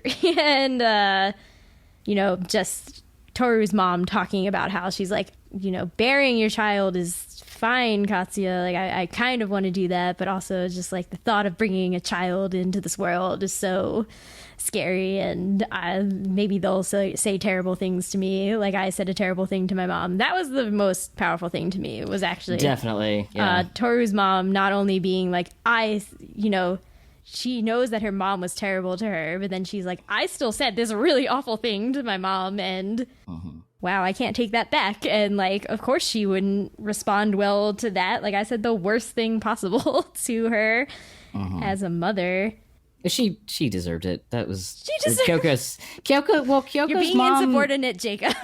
Kyoko's mom never supports her. Never in her whole life supports her. So I think that, I think there is a common thing. This was my experience growing up as well, to blame the dad. And it is true that in abusive family situations, the dad is often worse, but that's not always true. And I think there is an excuse to like so Kyoko's parents were like my parents, where the dad is obviously he's like patient zero for the abuse in the family, but the mother is culpable, and she uses her weakness and her, well, I just have to do things this way because I have to please your father. Look at the sacrifices I'm making. She uses her weakness as a crutch. And instead of, to some extent, people can fall for that and say like, oh, well, see, she's a victim too. But the thing is, like, Kyoko's mother and mothers in that situation, they're not just victims. This is a passive aggressive method of making yourself the victim when you are in fact culpable in the abuse toward the child, because Kyoko's mother never sticks up for her. She never supports her. She doesn't even let her back into the house after her husband passes away with, she's raising Tohru by herself. She doesn't do anything to fight back. She just says that this is just the position I'm in. And it's like, you're a grown ass woman. You can stand up for your kid. Blaming somebody else. The father is terrible, but at least he owns up to his actions and says like, I'm doing this because I believe this shitty thing, or because I think that this child has to act this way before they deserve my love. But the mother doesn't stand for anything. She just says, I'm just doing this because it's my job to respect my husband and to maintain the facade of a happy family. So, I mean, yeah, I think Kyoko is right in that she says, well, you shouldn't have had me if you weren't prepared to love me. I think that is hurtful as it is to her mom. Like, her mom never learns from that or grows from that at all. She remains a terrible person until the end. So I think that Kyoko was justified in lashing out as a teen like that. Obviously, she's haunted by it, but that's because Kyoko is a good person. It's not because she did something terrible. It's because she's really empathetic and she feels bad because she has a big heart. And obviously, she has a big heart because she imbues all of this wisdom to Tohru that gets passed on to the Sohma family. Yeah, and the Sohma family is full of... So whose moms do we get to really see? I mean, we have Kyo's mom, who he is blamed for killing, even though that's not true. We have Yuki's mom, who signs a contract for him to get a cell phone. That's nice, right? Oh, God. Yeah. Yuki's mom sells him as a plaything, basically literally sells him as a piece of property to the head of the family so she can live better. Like, goddamn, woman. Like, yeah, just cold. So cold. Mm-hmm. And Yuki's mom is a classic example of the thing I talked about earlier, of a parent who sees their child as an extension of their own life, as a way to live longer, basically. And that scene where they have parent-teacher conferences in order to discuss the student's future, which, on a lighter note, Hana's is the absolute funniest, because she's just like, I'd like to graduate. That's it. Yeah. And she's like, maybe I'll graduate this year. And that's it. He's like, please take this seriously. Please talk to us about colleges or career options or work or whatever. But she just refuses. She's the one who's taken like makeup tests on purpose because she's like, they're easier. Yeah. She knows that the system is not objective and that there are many ways to happiness, and she's found her own, and it's fine. Yeah, in the play, she gets a yakiniku restaurant and is successful and never marries, and she's feminism, happily ever after. Yeah, I remember on my second read through, I took a picture of the panel where the last line of Sorta Cinderella is. And then the Princess Cinderella got a yakiniku restaurant and proved to the world that a woman could be perfectly happy and fulfilled without marriage. The end. And it was like, yeah, that's good. It's good. It's a good ending. It is a good ending. And so I think Hana's set for the future. Whatever she does, she's fine. I mean, she could be a psychic and be like really good psychic. So, That's true. Her career path is already set. It's set. Now that she has full control of her powers, the world is her oyster. Yeah. But I think that the scene with Yuki and his mother is another thing. So talking about most powerful scenes in this arc is his mom like goes to this future career meeting, and she just starts telling the teacher all the plans that she has for Yuki, which she has not even told him about. And at first he starts to fight back, and this has literally happened to me before. So I was like, oh. Like, I've totally been here. And I was, this was also the point when I was reading it as a teenager, when I was like, I don't know, I think maybe it was 16 by the time this came out. I recognized, this was one of the first times, all the time I was reading Fruits Basket, the themes in it were speaking to me like subliminally, but I didn't really realize that these were like my life until very specific points. And I remember this moment being like, oh, this is my life. This is my mom. And which was that scene where she's talking about his future. And he's like, whoa, I didn't agree to any of this. And he starts to fight back because, he's not a total doormat. He's doing his best. And this is what these people do to you, is his mother turns around and she says, I don't remember hearing you.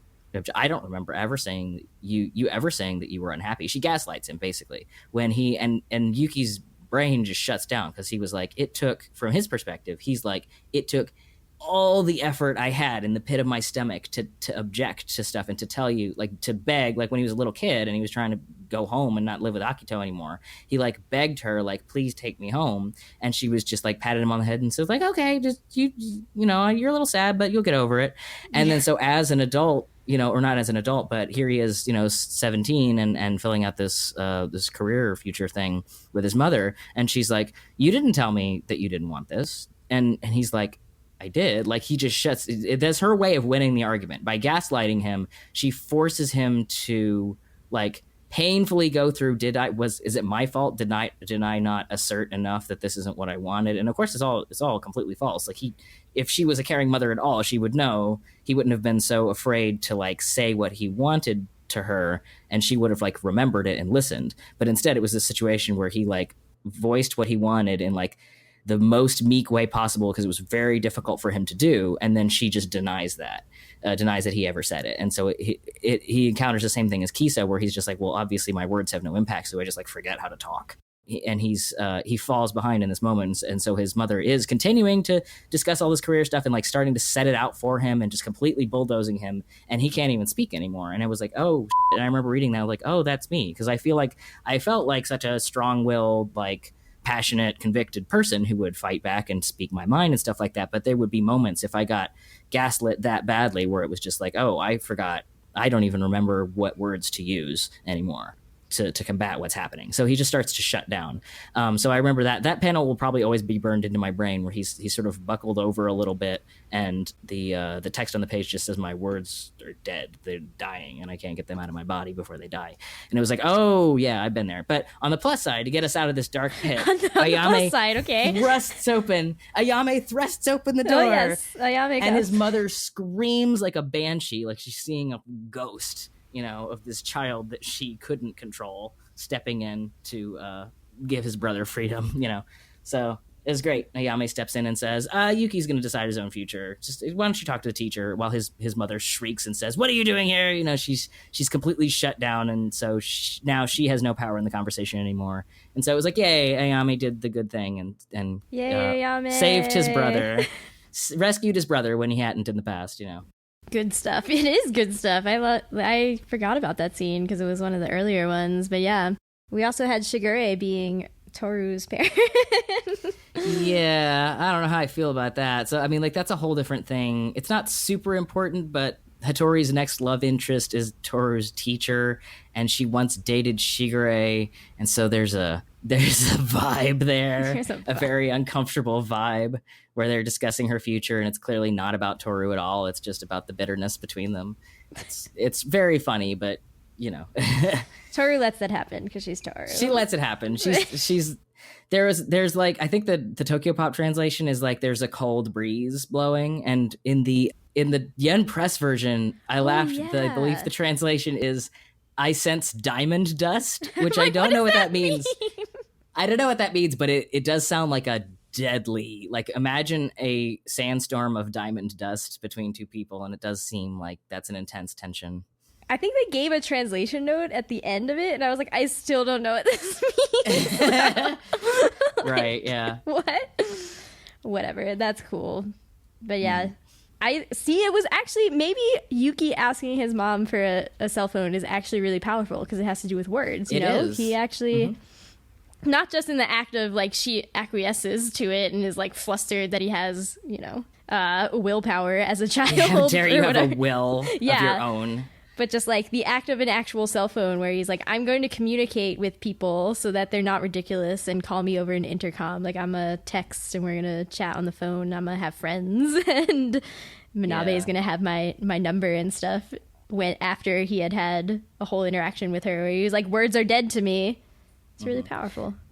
And it is a means of control. Until I was In my early 20s, all I had was a cell phone that was for like family only and pay by the minute, and I wasn't allowed anything more than that because it is a means of control, definitely, to try and keep you from other people.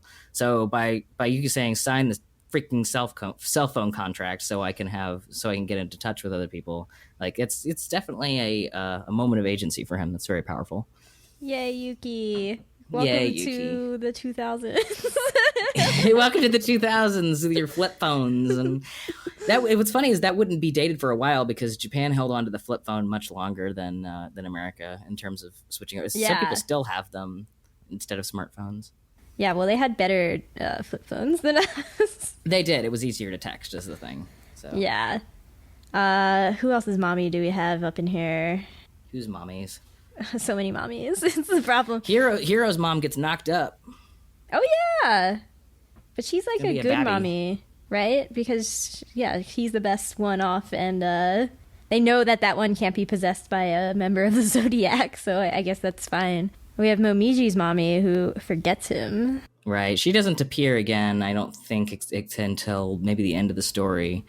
But, yeah, in a lot of cases, the parents are more... Importantly, I think this is one of the things that makes Fruits Basket great, is it's not about, like... The parents are just an obstacle, and it is about like the kids finding their future past them. Because I think if it really went into detail about the parents and made it more about that dynamic, I think it would run the risk of qualifying their relationship in a way that like was like, oh well, see, there are nuances to this, and it's like, yeah, there are nuances to this, but it doesn't matter. They're still bad people. They're still and bad, the focus the focus needs to be on the damage that they've done rather than exactly why they did it. You don't need to humanize them that much. I'm sure that Yuki's mother has a fascinating backstory that when we'll get more into Kyo's mother, but that's more in the future. I'm sure that she has like a complex psychology behind what she does, but we don't really need to know that because it doesn't excuse what she did. Yeah, and I think you get the most sense of that. I mean, Rin's story is good for that, I think, in that it's just so abrupt. Like, Rin is like, we're happy. That's weird. We're, like, too happy, right? And so she's like, this is like a dollhouse. This is like a play. And the second that she questions it, it comes apart. And then she's like, why doesn't anything make you sad? And they're like, we're doing this all so that you'll be happy, and now you're questioning us? Like, what's wrong? And then it's just all done from there. And I'm like, okay. Those people seem crazy, but like that's Fruits Basket. Yeah, I think it would have been nice to get a little more characterization for Rin's parents, just because it's not that it's unbelievable, it's that it compresses so much time and context into a short amount of space that we don't. I believe that something like that could definitely happen to a family, but we don't quite get a perspective on it, and we're never going to because Rin was so young. And again, that's a good framing thing of like, okay, you could explore this more in detail, but it's not something that Rin's ever going to understand because it happened to her at an age where she's not going to remember the context or be able to deal with it. She just has to deal with the consequences, explaining to her that it was because her parents were, I don't know, in an arranged marriage or had some strictures placed on them by the family where they had to purchase a bunch of expensive stuff in order to live on the inside. We don't know what it is, but it could be any number of things, but the important thing is how it affected Rin, which is it screwed her up real bad. So, Yeah, and then she went to live with Kagura, right? Mm-hmm. Yeah. Which was difficult for its own reasons because Kagura has a supportive family and Rin does not. And so her trust has been betrayed too deeply to be like, oh, this is my mother now. Like it doesn't work that way, especially at the age where she was, because I think she was like 13 or something. Yeah. So she's just like, whatever. I live with Kagura's family. She does not adopt that as her family. She lives in the pasture behind their house, as it were. she's the horse that lives there. Okay. Yeah, so I guess we should talk about, we briefly mentioned Mayu, unless you think we should save Mayu, who is Tohru's teacher. I don't think she gets much follow-up, actually. I think they, this her is it? 2 chapters... Yeah, I remember, like, her 2 chapters end with, like, a flash forward to the future to just let us know that happened. And so I think it's a little rushed, but I like Mayu, so, it's okay. Yeah, she's fun. She has the symbolic, I cut off my hair and moved on, now we're fun moments. Yeah. She has that thing... She has, like, she has a similar relationship that Uo has to Tohru.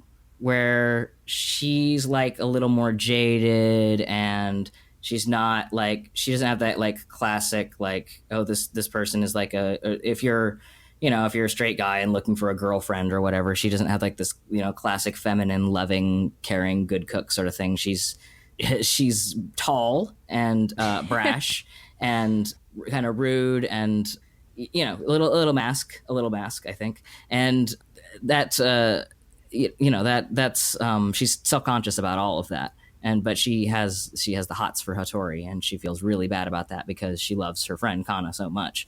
And when it doesn't work out, she feels even worse. But fortunately, everybody gets to grow and move on from that. So I don't know that their relationship is anything like groundbreaking or that emotional, because it's all from the outside. She never finds out about the curse or anything. But she's just really lovable because her personality is just so relatable, I think. Yeah, and I think she's an interesting case where, it's fun to see a character, and not fun, but like it's interesting to see a character who had, like, she knows that Kana somehow has forgotten Hattori and all these things. So she lives in this world where she's like, I am aware that the Sohmas are very, very, very strange. Yeah, but I don't know why. You know? But she has absolutely no idea why. Like, it's not like with Kana where she's like, I know that Hattori turns into a seahorse, Like, it's not that level of anything. It's just like, something very weird went down here, but she's still, like, intrigued by that. And she, like, doesn't super blame Hattori, I guess, because she still crushes on him. Even if she does blame him, she's still like, oh, he seems nice, and I know that he regrets this, like, and he was, got hurt too because his eye was basically almost taken out by Akito. Great. Yeah, I think she doesn't blame him for any of it. In fact, it's almost a little suspicious how she never assigns any resentment to him. That's why I'm like, it's weird. It's a little rushed, yeah, but considering how badly Kana went through it. But I think she understood, again, because she's Kana's best friend. In fact, the only person close enough to even know that she and Hattori were dating. Nobody else knew about that because it only lasted 2 months, and they kept it private. And Mayu knew because she's her best buddy. But she recovers remarkably quickly from, like, holy shit, my best friend is having a nervous breakdown, to, oh, it's okay because her boyfriend erased her memories of it. Yeah, like, what? Somehow. So it's a little rushed. But I don't know. I'm just really, really happy that Hattori finds happiness, because of course he deserves it, But it's funny, like, they set it up at the cabin in the early chapters in Volume 5 that, like, oh, maybe Hattori will find love again, and you think it's going to be kind of like a developing long sort of thing, but they just kind of rip it off like a Band-Aid, which is fine. Yeah. There's so many characters. There's so many characters. You can't keep them all straight. Yeah, I think that's all that I had written down for us to talk about, unless you have something else you wanted to mention. But I guess we could talk about what we know about Machi, because we said she's Yuki's love interest, but I think talking more about her issues. Oh, that's true. We should talk more about Machi. So Machi, she is the secretary of the student council, and yes, she is treasurer. She's one of those things. She's a member of the student council, and she actually has a relationship with Kagura, who they are half siblings, bringing mothers up again, actually. Yes. Oh yeah, mothers are important to Machi's deal. Yeah. Yeah, because both of their parents have them in a competition. They are very close in age. They are only like, it's basically like he had a mistress, then got married only a few months later, and then the other one was, conceived. So, like, they're very close in age, and they have, like, an inheritance battle, basically, where their parents are egging them on, being like, you have to be perfect, Machi. You have to get 100 on every test, so that you prove that you're worthy of inheriting all the wealth of whatever their father has. Yeah, and Kagura pulled the Nayame and said, screw this, I'm out. Like, you can't make me care about this.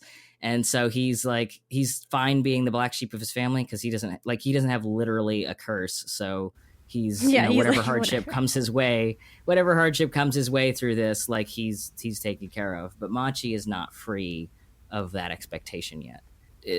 She's still very, very worried about it, because unlike Kagura, who has this boisterous personality, and her relationship with Kagura is a lot like Ayame and Yuki's, because Kagura has this boisterous personality, and he's like this fount of charisma, and he's obviously going to go far on his own. But Machi is worried that she's really boring and uninteresting, and like nobody will love her or care about her unless she works her ass off. So that's what she does.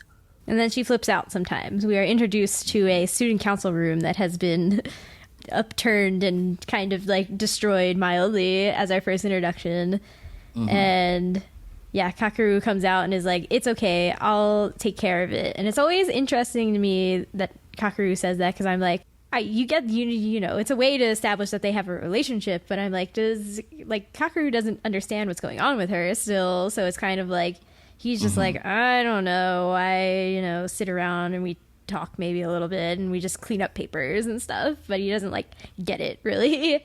Yeah, it's so different from his personality, and again, they don't share a mother, so he's just like, I don't get it, but I'm gonna support her. Again, he's a little like Ayame at his age, where he's like not enough of a support for Yuki because he's too different and too separated by circumstances, but he tries to help in any way that he can. So he cleans up after Machi, and he doesn't scold her for blowing up. But like she's like Little Miss Perfect until she snaps when confronted by something that looks too neat or orderly.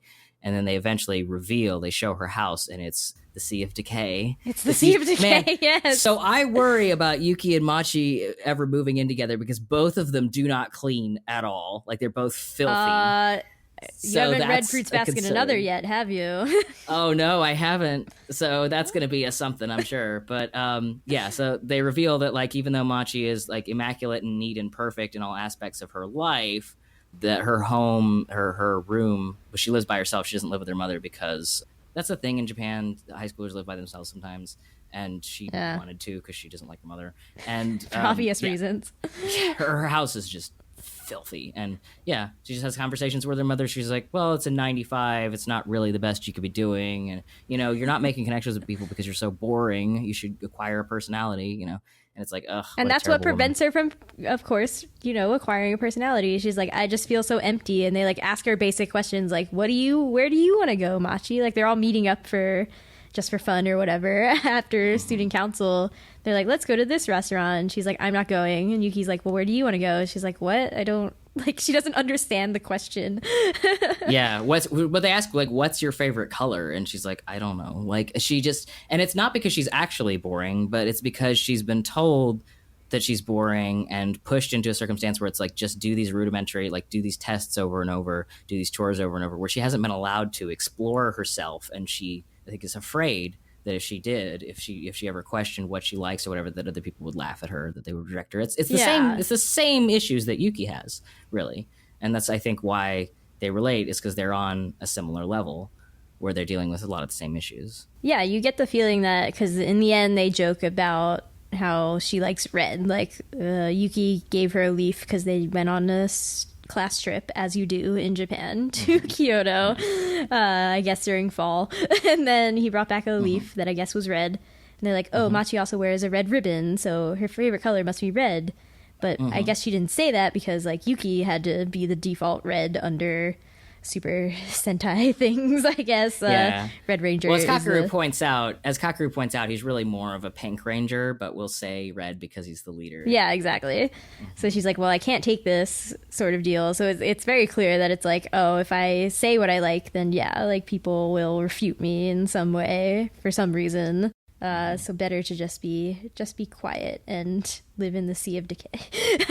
Yeah, and so we'll see their relationship develop. It's barely begun, but it's like, oh, she's like Yuki. But I think the most meaningful moment in their relationship, like the moment where these two are going to be an item, like for the first time you're like really sure, is and this is what leads to him telling Kagura, basically, Yuki gets kind of shocked or scared into being like, okay, I got to get this off my chest. I see Tohru as a mother.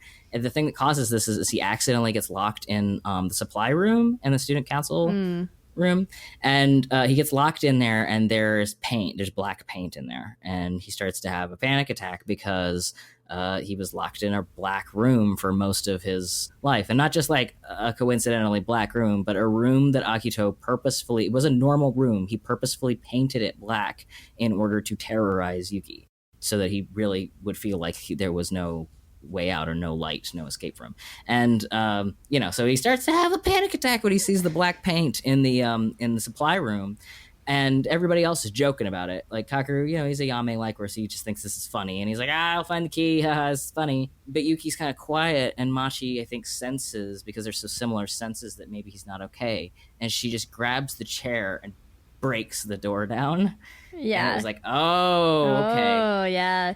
Yeah. Well, that's also so powerful because, like, everybody else is not... I mean, Nao is taking it seriously, I think. Kimi's not. And, of course, not Kakeru's at all. not. But, like... I think they have a belief in authority still, that they're like, whatever, we'll go get somebody and they'll resolve this. They'll fix the broken lock or whatever. Because Yuki's whole point is like, the lock is already broken. Who cares? Like, it's just whatever. But yeah, so I think that they believe in some sort of authority figures that Yuki's like, no, authority has always betrayed me, And Machi's like... he's bad parents, bad family, bad everything. Yeah. And Machi's like, screw this. I'm just going to knock the door down. Yeah. She's like... I like how she just knocks it down with a chair. Bad. Yeah, she's just like, This chair is fine. And then she just looks at him and she says, it's open. Walk away. He's like, yes, it is. But it's like, oh, okay, these two are meant for each other, Yeah. Definitely. Destiny. It's destiny. The chair of destiny knocks down the door of isolation. Yeah. Oh, so cute. Yeah, so romantic. So romantic. Yeah. Fruits Basket, it's good. The romance is so cute. It's adorable.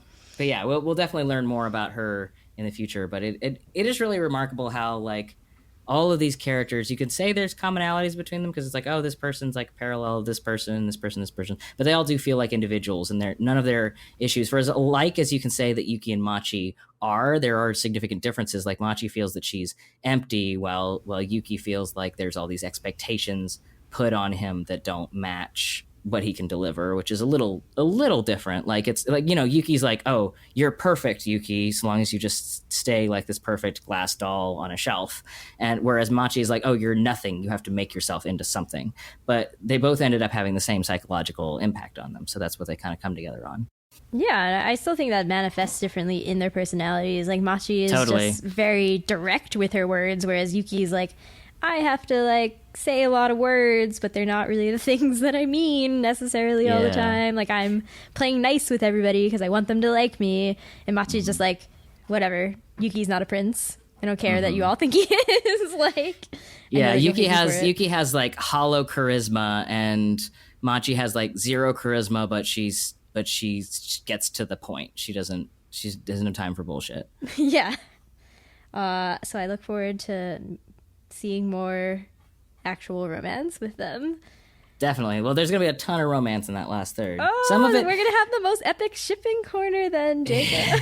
It's going to explode. It's going to be like an hour of shipping corner. Yeah, an hour of, and then they kissed. And it was good.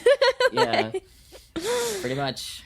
I mean, Haru and Rin already have, like, solid scenes together. Like, their kisses are pretty hot, I'm not gonna lie. Rin is definitely meant to be, like, all right, I'll give you a steamy female character. Because that's like, I like how she's characterized as, like, everybody says that she's, like, voluptuous. And she has, like, a figure she's gorgeous. But, like, this is a figure that would be, like, standard in many other like shoujo manga or just manga in general is like, oh, that's just what a lady looks like or whatever. But Fruits Basket has like realistic Japanese men and women proportions, so she's like considered like a model or something because she's drawn the way that she is, which is fine, which is nice. It makes it more like realistic and I think immediately relatable that like, of course, somebody like this beautiful isn't just like another character. They're considered kind of they're considered like the only female centerfold character in Fruits Basket. Yeah. There is another voluptuous character, but she's not sexually framed.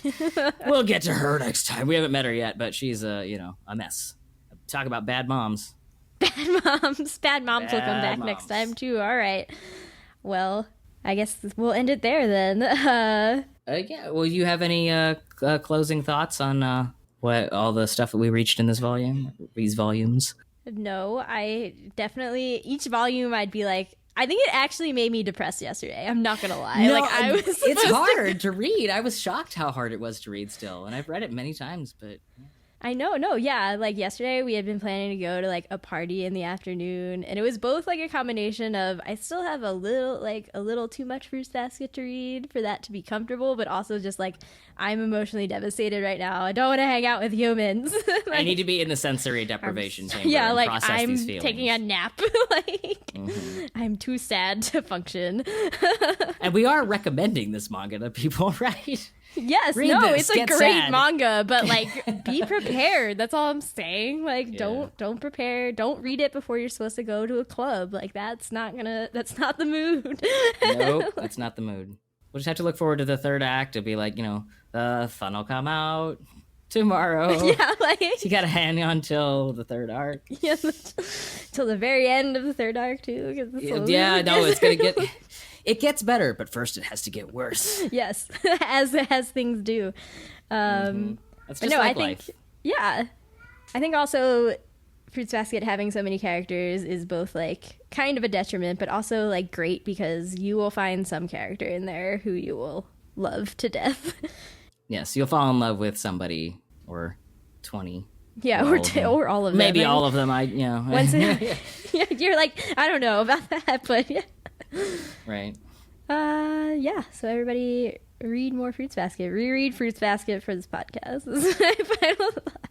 Yes, so you can understand what we're talking about. So that you appreciate all the subtle things that you may have missed the first 50 times you read it. Definitely. I'm stoked to get to that last arc in a couple weeks. Yep. All right. So thanks for listening to Shojo Tell. If you have any comments or concerns about this episode, or just like generally, you can email shoujoandtell@gmail.com or leave a comment on this episode page, which is shoujoandtell.com/fruitsbasket2. We're at Shojo and Tell on Twitter, Facebook, and Instagram, and Tumblr. Jacob, where can people find you and your work on the internet? You can follow me at twitter.com/itsbonedaddy. That's ITS Bone Daddy. And you can read the editorial and stuff like that I manage on Anime News Network. So Twitter and Anime News Network is usually where you will find me. Always about anime. So much anime. Jacob has So all the much thoughts about the anime. animes. My brain is full of anime. And are you excited every time you see a new episode from us? If so, please leave a rating in iTunes or Stitcher. This will help the podcast reach more hearts, or at least ears. So thanks again for listening. We'll be back next time for that ending of Fruits Basket that will surely devastate us. That is volumes 17 to 23. The good news is all the ships will sail, buoyed by all the tears that we have shed throughout this. Yay. Yay! Just throw me in the dumpster. Just gonna dive into a pit, float away on my own tears. I know. That's how many tears you will shed and how salty it will be. Okay. Yeah. Until then, bye. Bye-bye.